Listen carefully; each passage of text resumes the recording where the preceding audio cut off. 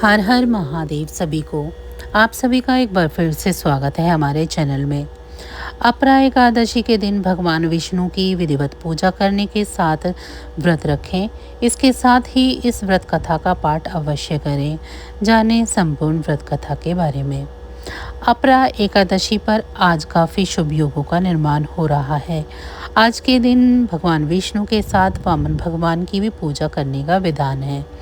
इसके साथ ही माँ लक्ष्मी की पूजा करने से शुभ फलों की प्राप्ति होती है। हिंदू पंचांग के अनुसार ज्येष्ठ मास के कृष्ण पक्ष की एकादशी को अपरा एकादशी के नाम से जाना जाता है। इस दिन भगवान विष्णु के साथ साथ माँ लक्ष्मी की विधिवत पूजा करने से यश, कीर्ति, सम्मान, धन संपदा की प्राप्ति होती है। इसके साथ ही आपके द्वारा अनजाने में किए गए पापों से भी आपको मुक्ति मिल जाती है। इसे अचला एकादशी के नाम से भी जानते हैं। इस एकादशी की महत्ता के बारे में स्वयं भगवान श्री कृष्ण ने धर्मराज युधिष्ठिर को बतलाया था। इस दिन विधिवत पूजा करने के साथ साथ अंत में इसकी व्रत कथा का पाठ अवश्य करना चाहिए। इससे आपकी पूजा पूर्ण मानी जाती है। आइए जानते हैं अपरा एकादशी की संपूर्ण व्रत कथा के बारे में।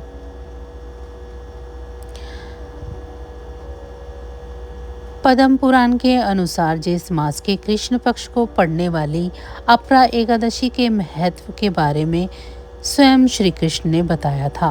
आइए जानते हैं महत्व के साथ साथ संपूर्ण कथा।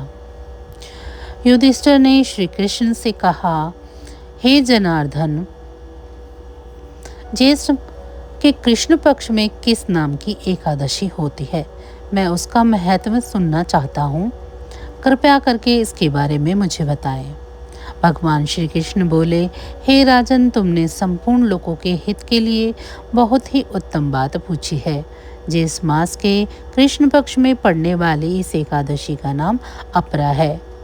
यह बहुत पुण्य देने वाली और बड़े बड़े पातकों का नाश करने वाली मानी जाती है। ब्रह्म हत्या करने वाला, गोत्र की हत्या करने वाला, गर्भस्थ बालक को मारने वाला, पर स्त्री लंपट पुरुष भी अपरा एकादशी के सेवन से निश्चय ही पाप रहित हो जाता है।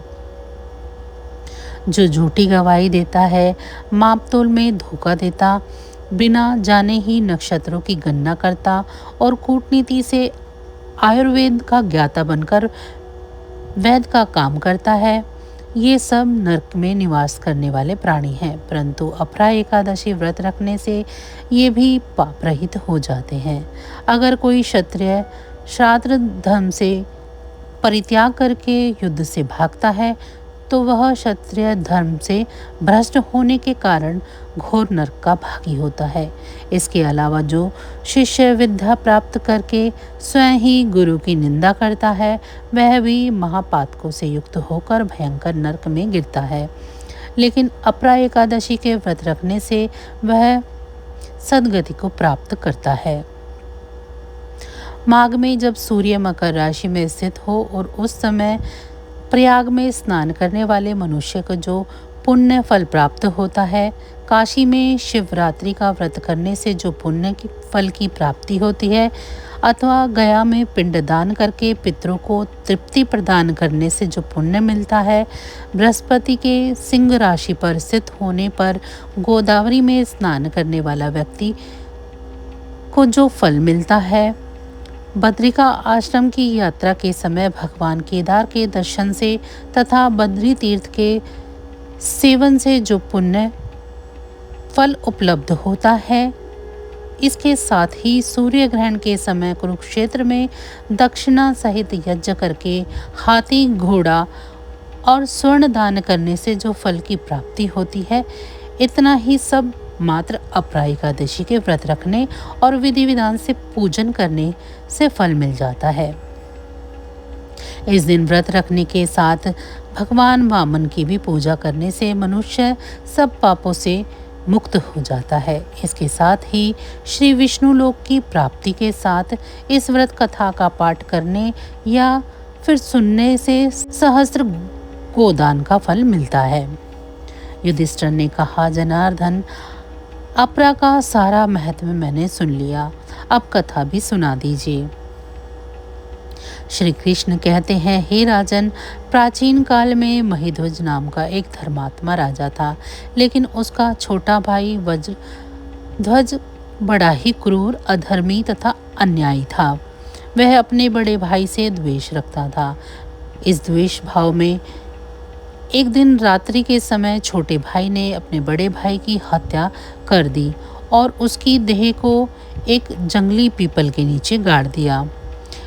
इस अकाल मृत्यु से राजा प्रेतात्मा के रूप में उसी पीपल पर रहने लगा और अनेक उत्पात करने लगा। एक दिन अचानक धौम्य नामक ऋषि उधर से गुजरे। उन्होंने प्रेत को देखा और तपोबल से उसके अतीत को जान लिया। अपने तपोबल से प्रेत उत्पात का कारण समझा।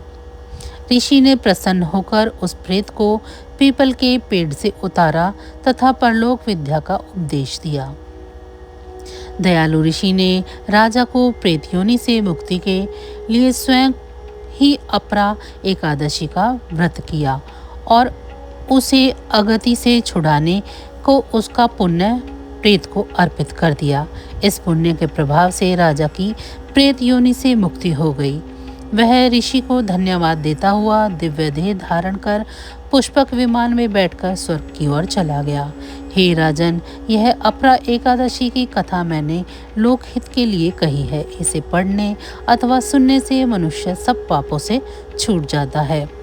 आशा करते हैं आप सभी को हमारी आज की ये वीडियो पसंद आई होगी। वीडियो अच्छी लगी है तो इसे लाइक करें। आप सभी का बहुत बहुत धन्यवाद।